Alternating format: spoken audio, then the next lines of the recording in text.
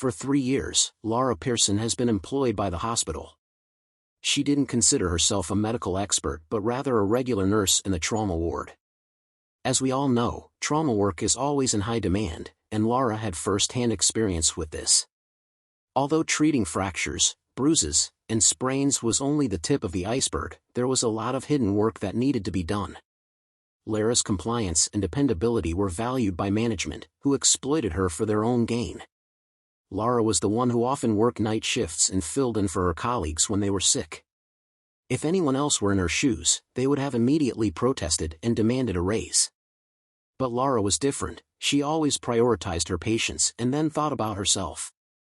Her father, a retired Marine, was disappointed with how she was being treated at work. During a combat mission in one of the eastern countries, Michael Pearson sustained serious injuries. Despite the best efforts of the doctors, they were only able to save his leg, leaving him with a permanent limp for the rest of his life.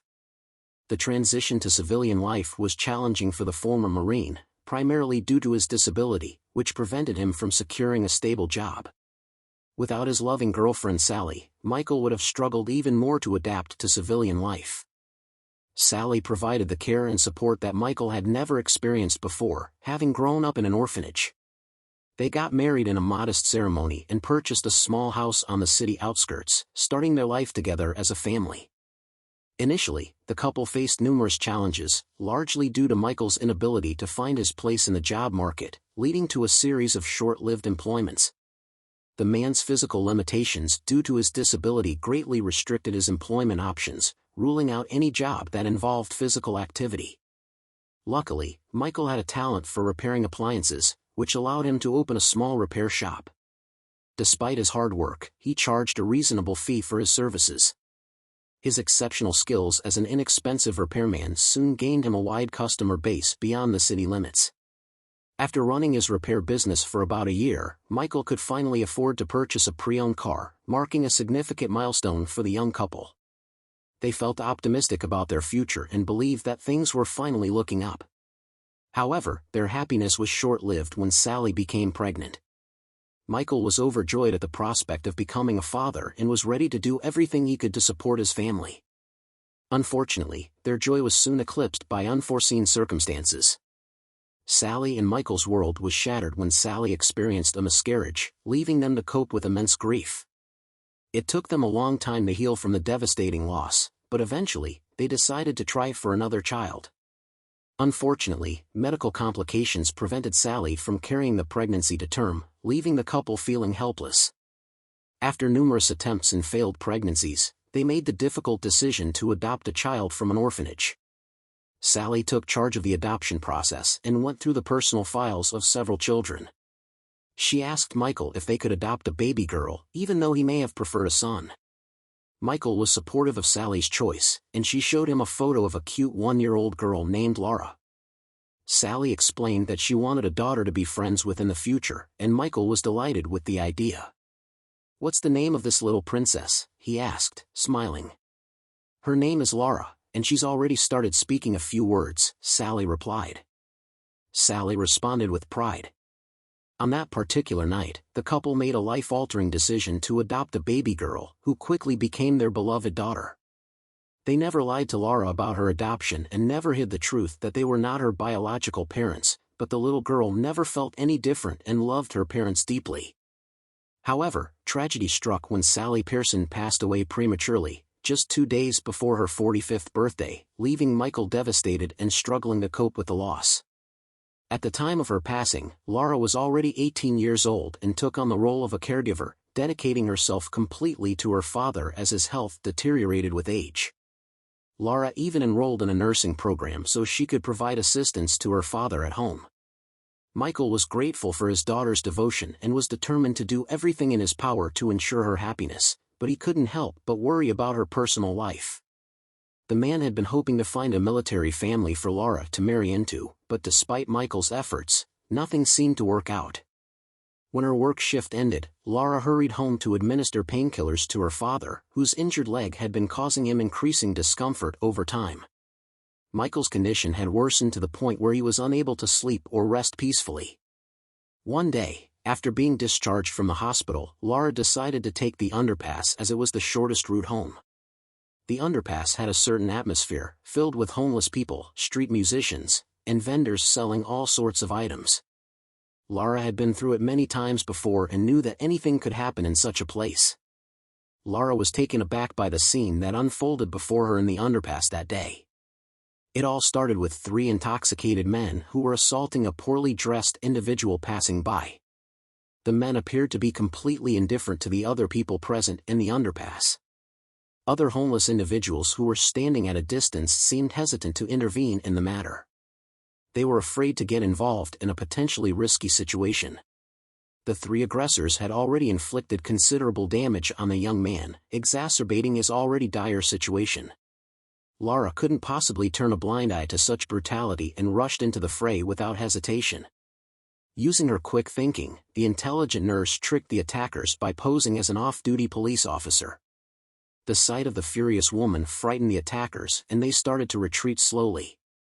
It was evident from their petrified expressions that Laura's ruse worked perfectly. After the men had left, Laura approached the homeless man who was standing by the wall and asked if he needed help. He replied that he was used to such violence and was fine, thanking her for her help. Laura smiled and offered him a clean handkerchief from her purse, insisting that he take it. When the man asked who she really was, she admitted that she wasn't actually a police officer, but a nurse working in the trauma department. As they talked, Laura learned that the man's name was Milton and that he was an orphan. They ended up leaving the underpass and talking for an hour. The woman's heart sank as she couldn't help but feel a wave of sympathy for the young man who had been through so much. She proposed to him, "What if I invited you to dinner right now? My father is a great man, and I'm sure you wouldn't mind. The thing is, he has been dreaming of me finally getting married for quite some time now, so he treats every man who sees me exceptionally well. Would you mind pretending to be my boyfriend for a little bit?" Milton was taken aback by the proposal, but when he saw the sadness in Laura's eyes, he decided to agree. "Okay, let's do it, but only for a little while," he said in a trembling voice. Laura smiled and gave him a thumbs up, relieved that he had accepted her proposal. As they walked and talked, Laura and Milton's jovial conversation caught the attention of those around them. They appeared to be a happy pair, but Milton's shabby attire detracted from their overall appearance. As they neared Laura's home, Milton became visibly nervous, but Laura's reassuring smile helped to ease his anxiety. However, when they reached the door and Michael Pearson opened it, Milton felt uneasy. The retired Marine regarded the newcomers with the same scrutinizing gaze he used with new recruits. Laura introduced Milton as a friend, and Michael motioned for them to enter and discuss the situation in the kitchen. Milton struggled to maintain his composure.